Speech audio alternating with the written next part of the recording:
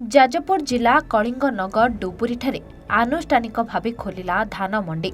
डुबुरी प्राथमिक कृषि समवाय समितिर सभापति विजय कुमार दास एवं सेक्रेटरी प्रवीर कुमार नायक उपस्थिति रे धान मंडीर शुभ उद्घाटन करा जायछि। डुबुरी ग्राम पंचायत समेत संसाइलो, बारगाड़िया, गोबरघाटी एवं सारंगपुर मोट 5 गोटी ग्राम पंचायतर 138 जन चाषी धान विक्रय करिबा पई मोट 5 गोटी ग्राम पंचायतर 438 जन चाषी धान बिक्री करिबा पई पंजीकृत होइथिबा बेले सरकार निर्देश क्रमे मोट 16,155 क्विंटाल धान चाषी मानक ठारू संग्रह करने निर्देश दिया जायछि।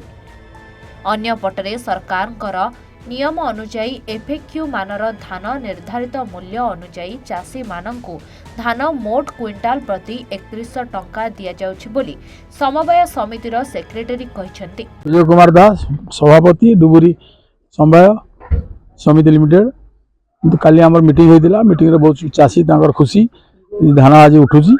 आमे सब चाहूछु सरकार जो नियम अनुसार धान उठू। आमे एतिर किछि नै, चाषी माने भी खुशी। धान आज आमर स्टार्ट होउची। मंडी केमति भल सुरखुरे चलिबो सेति आमे कोन धान दवा पे आछी धान मंडी के आज्ञा आपन नांडर कोइ मो ना हला लक्ष्मीधर साहू।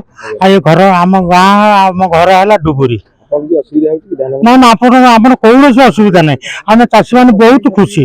सरकार जो मान निर्धारण करछि से मान निर्धारण अनुसार आमे धान सब आनि के पंजीकृत हिसाब रे आमे सब चाषी धान आ भल आमे मंडी खाली हमर उद्घाटन हो जाइछि। आज प्रथम मंडी धान जाउछि। प्राय चाषी माने समस्त खुशी अछंती।